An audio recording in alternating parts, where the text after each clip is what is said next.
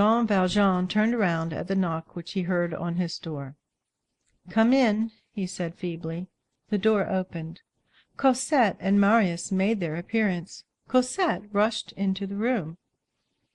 Marius remained on the threshold, leaning against the jamb of the door. "Cosette!" said Jean Valjean. And he sat erect in his chair, his arms outstretched and trembling, haggard, livid, gloomy, an immense joy in his eyes. Cosette, stifling with emotion, fell upon Jean Valjean's breast. "Father!" said she. Jean Valjean, overcome, stammered. "Cosette! You, madame! It is thou! Ah, my God!" And pressed close in Cosette's arms, he exclaimed, "It is thou! Thou art here! Thou dost pardon me, then?" Marius, lowering his eyelids in order to keep his tears from flowing, took a step forward and murmured between lips convulsively contracted to repress his sobs, "My father." "And you also, you pardon me?" Jean Valjean said to him. Marius could find no words, and Jean Valjean added, "Thanks." Cosette tore off her shawl and tossed her hat on the bed. "It embarrasses me," she said, and seating herself on the old man's knees, she put aside his white locks with an adorable movement and kissed his brow. Jean Valjean, bewildered, let her have her own way. Cosette, who only understood in a very confused manner, redoubled her caresses, as though she desired to pay Marius's debt. Jean Valjean stammered, "How stupid people are! I thought that I should never see her again. Imagine! Monsieur Pontmercy, at the very moment when you entered, I was saying to myself, 'All is over. Here is her little gown. I am a miserable man. I shall never see Cosette again.' And I was saying that at the very moment when you were mounting the stairs. Was not I an idiot? Just see how idiotic one can be. One reckons without the good God. The good God says, 'You fancy that you are about to be abandoned, stupid. No, no, things will not go so. Come, there is a good man yonder who is in need of an angel.' And the angel comes, and one sees one's Cosette again, and one sees one's little Cosette once more. Ah, I was very unhappy." For a moment he could not speak.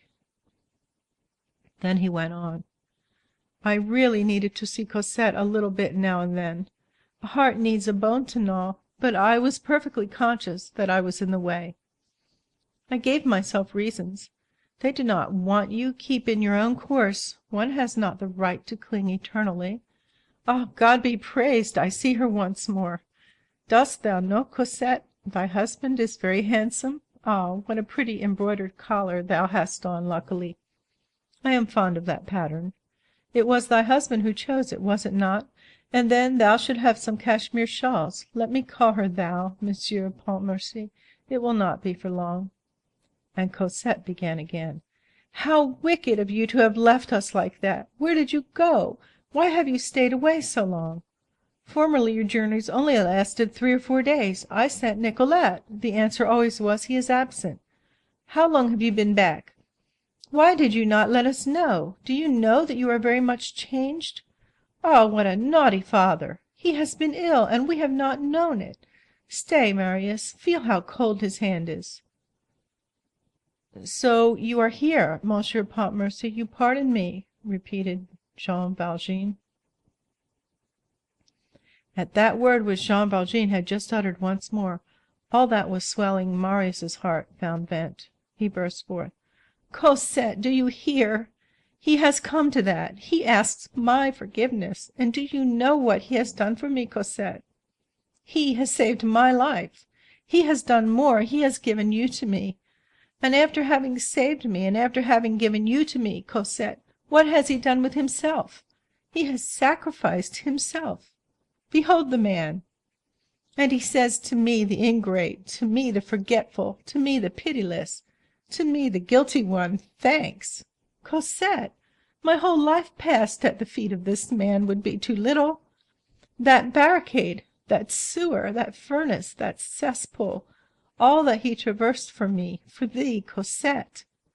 He carried me away through all the deaths which he put aside before me and accepted for himself. Every courage, every virtue, every heroism, every sanctity he possesses. Cosette, That man is an angel."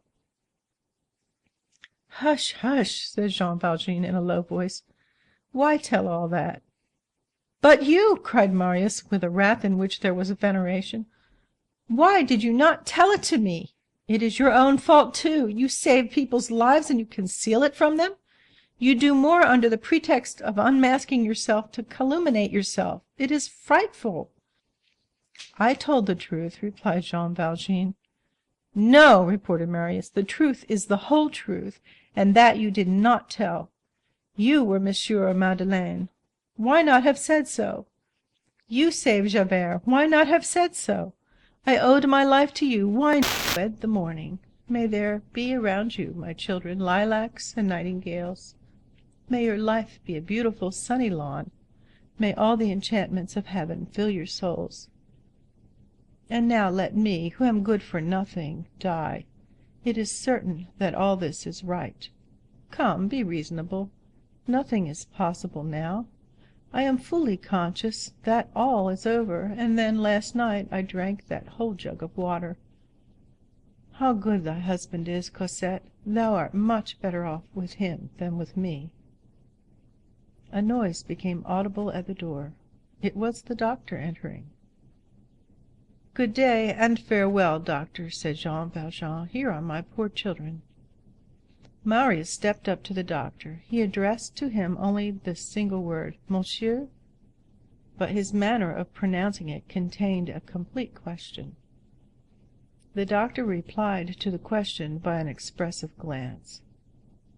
"Because things are not agreeable," said Jean Valjean, "that is no reason for being unjust toward God." A silence ensued. All breasts were oppressed. Jean Valjean turned to Cosette. He began to gaze at her as though he wished to retain her features for eternity.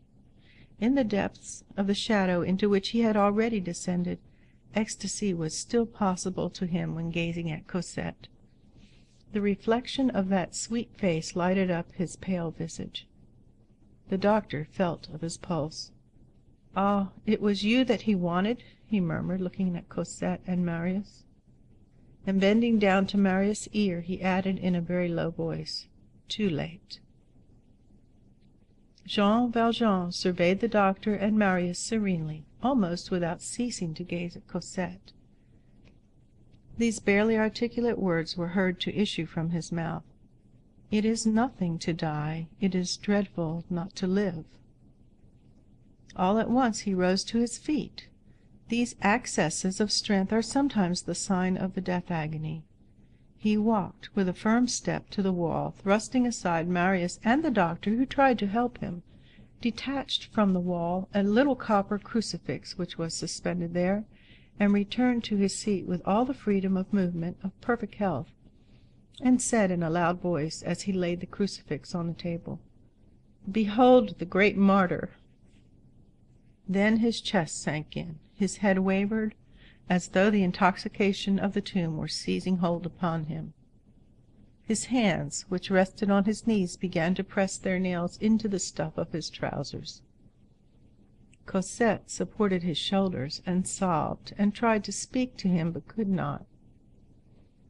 Among the words mingled with that mournful saliva which accompanies tears, they distinguished words like the following: "Father, do not leave us.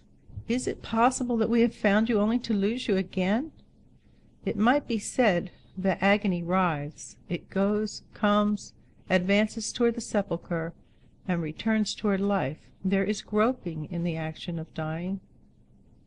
Jean Valjean rallied after his semi-swoon, shook his brow as though to make the shadows fall away from it, and became almost perfectly lucid once more. He took a fold of Cosette's sleeve and kissed it. "He is coming back, doctor, he is coming back," cried Marius. "You are good, both of you," said Jean Valjean. "I am going to tell you what has caused me pain. What has pained me, Monsieur Pontmercy, is that you have not been willing to touch that money. That money really belongs to your wife. I will explain to you, my children, and for that reason also I am glad to see you. Black jet comes from England. White jet comes from Norway. All this is in this paper, which you will read.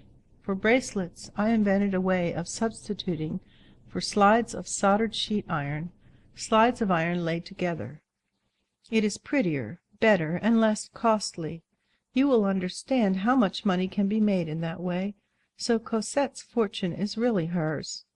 I give you these details in order that your mind may be set at rest."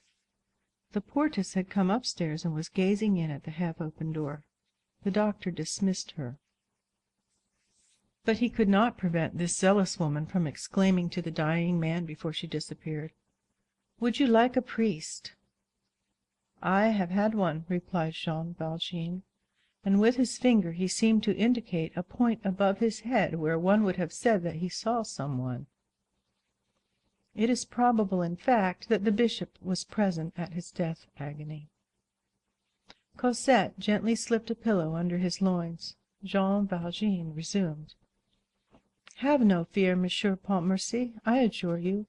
The 600,000 francs really belong to Cosette. My life will have been wasted if you do not enjoy them. We managed to do very well with those glass goods. We rivaled what is called Berlin jewelry. However, we could not equal the black glass of England. A gross which contains 1,200 very well cut grains only costs 3 francs. When a being who is dear to us is on the point of death, we gaze upon him with a look which clings convulsively to him and which would fain hold him back. Cosette gave her hand to Marius, and both, mute with anguish, not knowing what to say to the dying man, stood trembling and despairing before him. Jean Valjean sank moment by moment. He was failing. He was drawing near to the gloomy horizon. His breath had become intermittent. A little rattling interrupted it. He found some difficulty in moving his forearm. His feet had lost all movement, and in proportion as the wretchedness of limb and feebleness of body increased, all the majesty of his soul was displayed and spread over his brow. The light of the unknown world was already visible in his eyes. His face paled and smiled. Life was no longer there. It was something else. His breath sank. His glance grew grander. He was a corpse on which the wings could be felt. He made a sign to Cosette to draw near, then to Marius. The last minute of the last hour had, evidently, arrived. He began to speak to them in a voice so feeble that it seemed to come from a distance, and one would have said that a wall now rose between them and him. Draw near, both of you. I love you dearly. Oh, how good it is to die like this! And thou lovest me also, my Cosette. I knew well that thou still felt friendly toward thy poor old man. How kind it was of thee to place that pillow under my loins. Thou wilt weep for me a little, wilt thou not? Not too much. I do not wish thee to have any real griefs. You must enjoy yourselves a great deal, my children. I forgot to tell you that the profit was greater still on the buckles without tongues than on all the rest. A gross of a dozen dozens cost 10 francs and sold for 60. It really was a good business. So there is no occasion for surprise at the 600,000 francs, Monsieur Pontmercy. It is honest money. You may be rich with a tranquil mind. Thou must have a carriage, a box at the theatres now and then, and handsome ball dresses, my Cosette, and then thou must give good dinners to thy friends and be very happy. I was writing to Cosette a while ago. She will find my letter. I bequeath to her the 2 candlesticks which stand on the chimney-piece. They are of silver, but to me they are gold. They are diamonds. They change candles which are placed in them into wax tapers. I do not know whether the person who gave them to me is pleased with me yonder on high. I have done what I could. My children, you will not forget that I am a poor man. You will have me buried in the first plot of earth that you find under a stone to mark the spot. This is my wish. No name on this stone. If Cosette cares to come for a little while now and then, it will give me pleasure. And you too, Monsieur Pontmercy. I must admit that I have not always loved you. I ask your pardon for that. Now she and you form but one for me. I feel very grateful to you. I am sure that you make Cosette happy. If only you knew, Monsieur Pontmercy, her pretty rosy cheeks were my delight. When I saw her in the least pale, I was sad. In the chest of drawers there is a bank bill for 500 francs. I have not touched it. It is for the poor. Cosette, dost thou see thy little gown yonder on the bed? Dost thou recognize it? That was 10 years ago. However, how time flies! We have been very happy. All is over. Do not weep, my children. I am not going very far. I shall see you from there. You will only have to look at night, and you will see me smile. Cosette, dost thou remember Montfermeil? Thou wert in the forest. Thou wert greatly terrified. Dost thou remember how I took hold of the handle of the water bucket? That was the first time that I touched thy poor little hand. It was so cold. Ah, your hands were red then, mademoiselle. They are very white now. And the big doll, dost thou remember? Thou didst call her Catherine. Thou regrettest not having taken her to the convent. How thou dost make me laugh sometimes, my sweet angel. When it had been raining, thou didst float bits of straw on the gutters, and watch them pass away. One day I gave thee a willow battledore and a shuttlecock with yellow, blue, and green feathers. Thou hast forgotten it. Thou wert roguish so young. Thou didst play. Thou didst put cherries in thy ears. Those are things of the past. The forests through which one has passed with one's child, the trees under which one has strolled, the convents where one has concealed oneself, the games, the hearty laughs of childhood are shadows. I imagined that all that belonged to me. In that lay my stupidity. Those Thénardiers were wicked. Thou must forgive them. Cosette, the moment has come to tell thee the name of thy mother. She was called Fontaine. Remember that name, Fontaine. Kneel whenever thou utterest it. She suffered much. She loved thee dearly. She had as much unhappiness as thou hast had happiness. That is the way God apportions things. He is there on high. He sees us all, and he knows what he does in the midst of the great stars. I am on the verge of departure. My children love each other well and always. There is nothing else but that in the world, love for each other.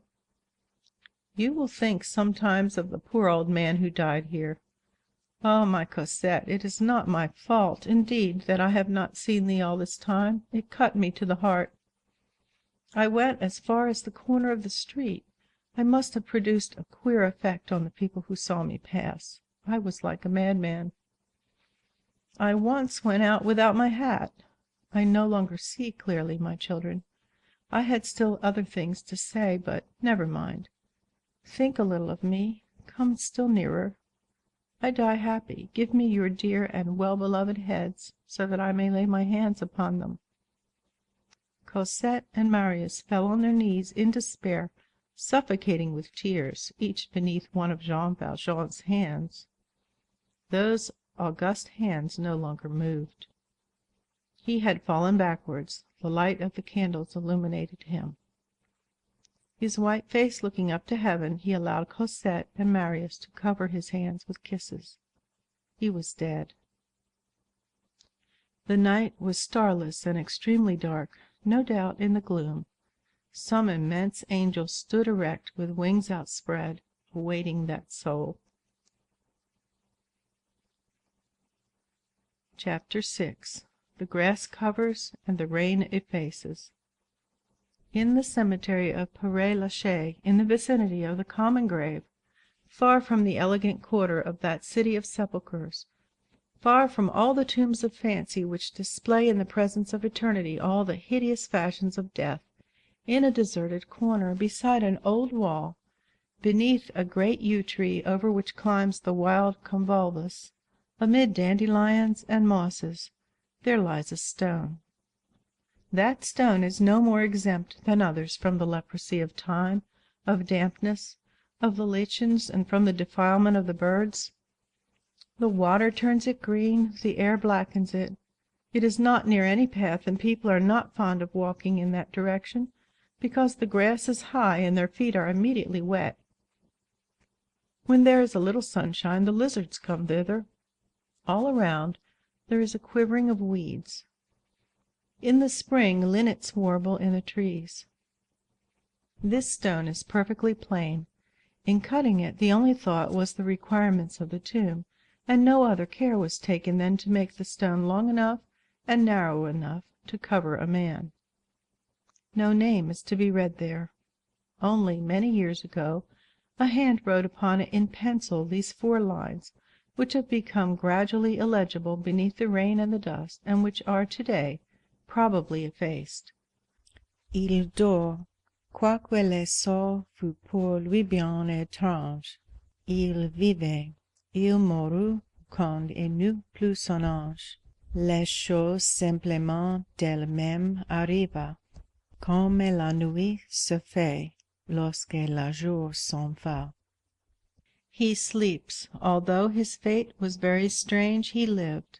He died when he had no longer his angel. The thing came to pass simply, of itself, as the night comes when day is gone. End of Les Misérables, Volume 5 of 5, by Victor Hugo, translated by Isabel Florence Hapgood.